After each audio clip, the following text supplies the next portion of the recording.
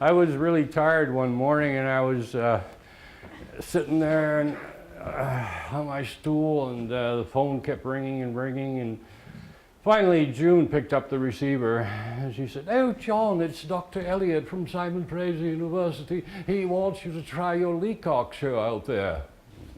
"I'll tell him I'm out." "Well, I can't lie to him." "Well, you wouldn't be lying. I got a hangover."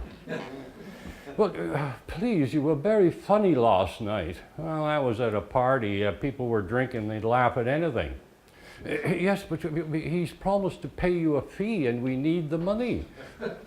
"Well, I'll get a job painting Lionsgate Bridge." "What? You can't stand heights." "Well, I'll start at the bottom and work my way up."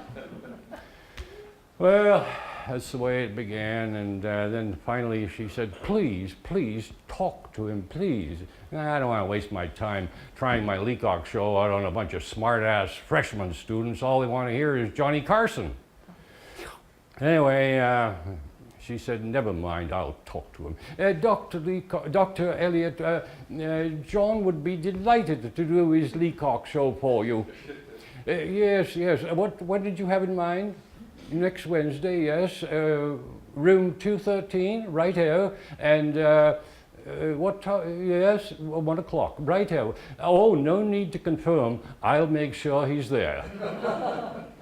Well, that's the way it all began. Me hiding behind a blackboard in my cap and gown, and anxiously awaiting to give my first performance of Leacock. Dr. Elliott was up there introducing me. "Gives me great pleasure in welcoming the distinguished fellow Canadian humorist, Professor Leacock, performed by actor John Stark." That was me, the bull-hunk kid from the backwoods of British Columbia. People laughed at me as far back as I can remember. Now, without further ado, may I present Professor Stephen Leacock. I lurched out from behind the blackboard, and my gown tore off my back, and I got a big laugh. And then I stepped up to the lectern. "In Domine Confido." Use a bit of Latin on them. That'll keep them on their toes and get God on my side. "My name is Professor Leacock. I was born in Swanmore, England, December the 30th, 1869. I'm not aware there was any particular conjunction of the planets at the time, but I think it extremely likely. After graduating from Upper Canada College and the University of Toronto, I took to school teaching, the only trade I could find that needed neither experience nor intellect.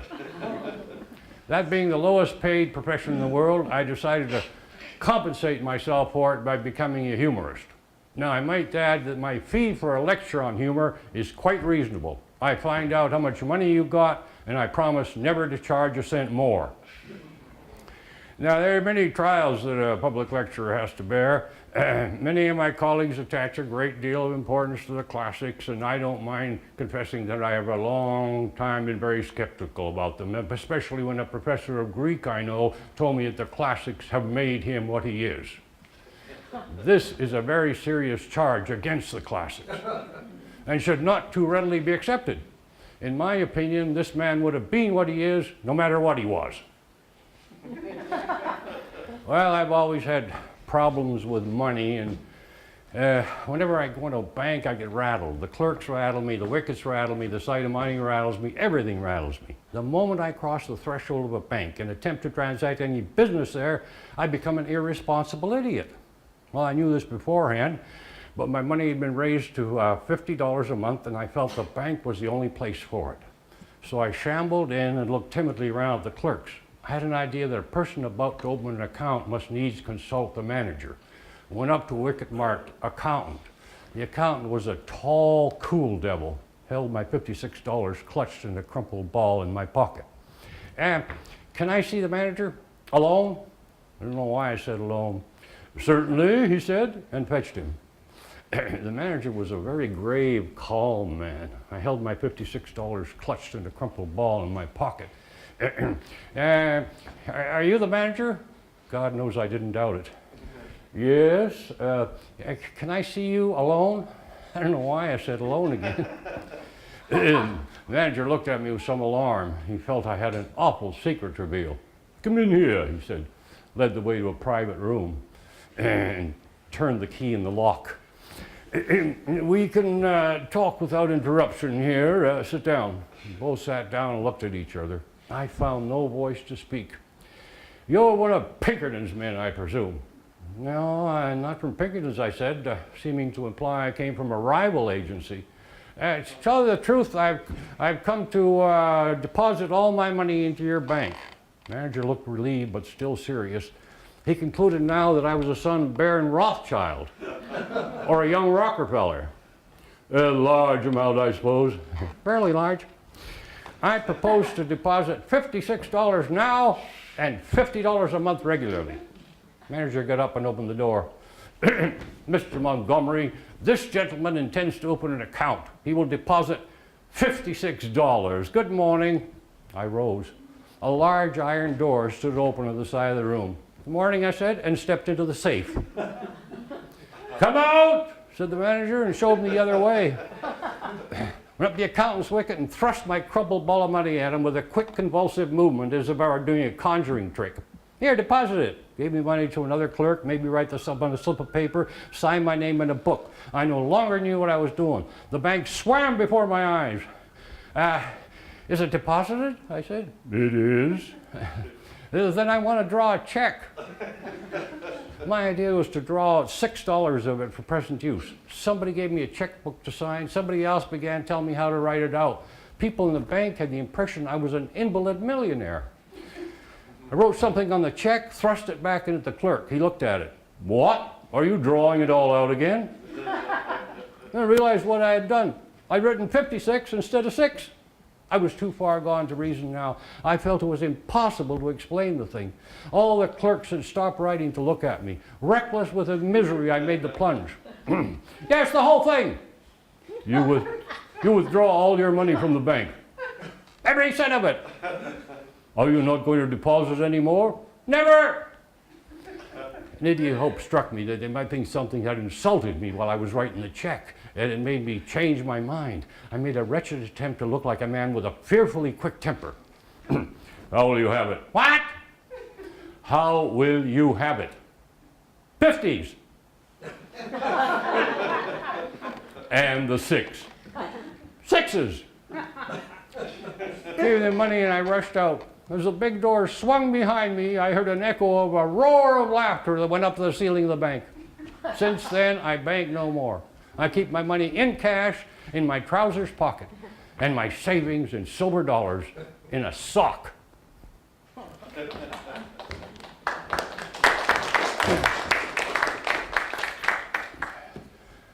To one experience of my lecturing tour, I shall always look back upon with satisfaction. I nearly had the pleasure of killing a man with laughing. And this in the most literal sense. The man in question was a comfortable, apoplectic-looking man with a kind of merry, rubicund face that is still seen in countries where they don't have prohibition.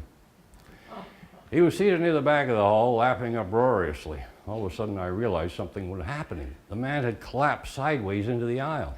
A small group of men gathered around him. They lifted him up, and I could see them carrying him out. As in duty bound, I continued on with my lecture, but my heart beat high with satisfaction, for I was sure I had killed him. A moment later, the chairman stood up and asked, "Is there a doctor in the house?" The doctor rose and silently went out. My lecture went on, but there was no more laughter. My aim had been to kill another of them, and they knew it. A few minutes, the chairman got up again and announced very gravely, "A second doctor is wanted." Lecture went on, but in an even deeper silence. All the audience were waiting for a third announcement. It came. "If Mr. Murchison, the undertaker, is in the audience, will he kindly step outside?" That man, I regret to say, got well. When I inquired about him, I received a telegram which stated, "Patient doing well, sitting up and reading Einstein's theory of relativity, no danger of relapse."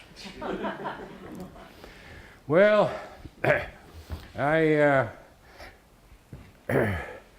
was about to leave when a student raised his hand and said, hey, Professor, are you familiar with Einstein's theory of relativity? No. Well, it's E equals mc squared. Yes. Or energy is equal to the mass times the speed of light squared. In other words, any body or mass cannot travel any faster than the speed of light. Well, I think it's far simpler to say that the angle of the dangle equals the mass of the ass if the heat of the meat is held constant. I also have my serious moments. I said I've always admired the poetry of Gerard Manley Hopkins. The world is charged with the grandeur of God. It springs forth like the shining of shook foil. It gathers to a greatness like the ooze of oil.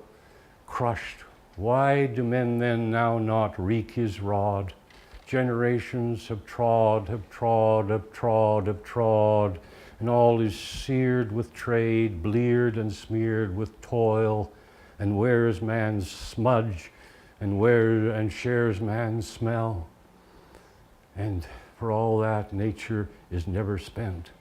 There lives a freshness in deep things, and although the last lights of the black west went, O morning in the brown brink eastward springs, because the Holy Ghost over the bent world broods with a warm breast and with bright wings.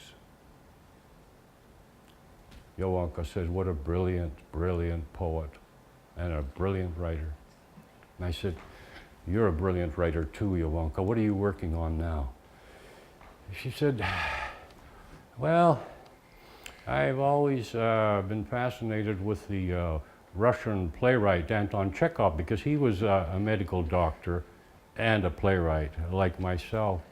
And while he was desperately struggling to complete his play, The Cherry Orchard, he was suffering from a fatal case of tuberculosis. And here I am, struggling to write a play about Chekhov and Maria while I'm suffering with a fatal case of cancer. I said, no, you're not going to die of cancer. There is chemotherapy we're going to try. Now let me read what you've written. And I picked up her play and I said, this would make a fascinating motion picture. I can just imagine it, Johanka. Oh dear. Set in Yalta. And Chekhov and Maria. Beautiful, beautiful. Yes. And he discovers that he's having a secret affair with the Russian Moscow actress, Olga Knipper.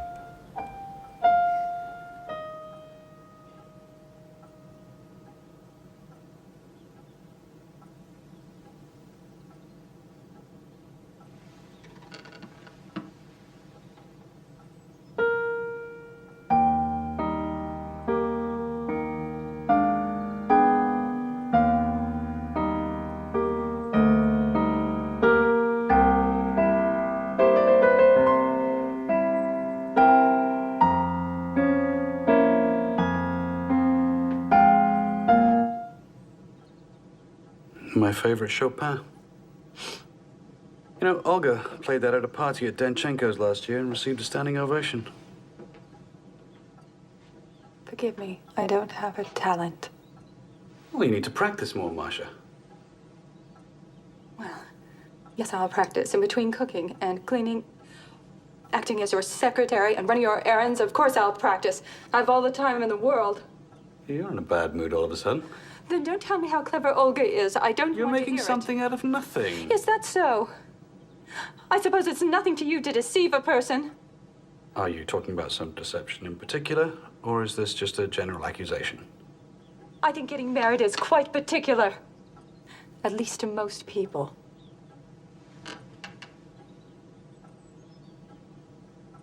So you found out.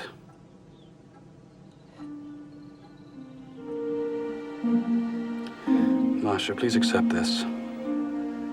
Olga and I are married. We are husband and wife. What's done is done and cannot be undone.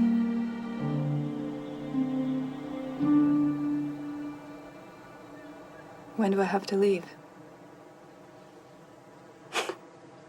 No one's asking you to leave.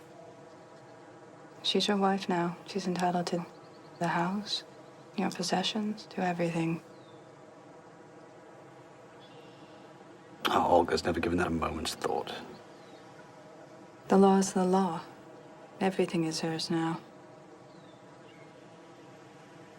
She can throw me out anytime she chooses. Masha, this place is important to me just the way it is. I give you my word. Olga has her own life. She has no intention of upsetting yours.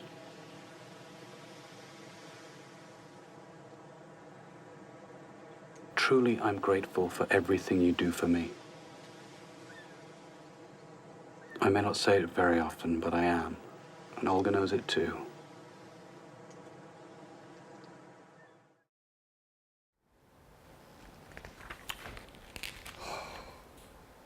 Remarkable, remarkable play. Oh my goodness. Yoke, I'm going to stage this play at the Odyssey, and then I'm going to take it to New York, and where we did name day. Beautifully written. Give me that old time religion, give me that old time religion, give me that old time religion. Good enough for me. Makes me love everybody, makes me love everybody, makes me love everybody, and it's good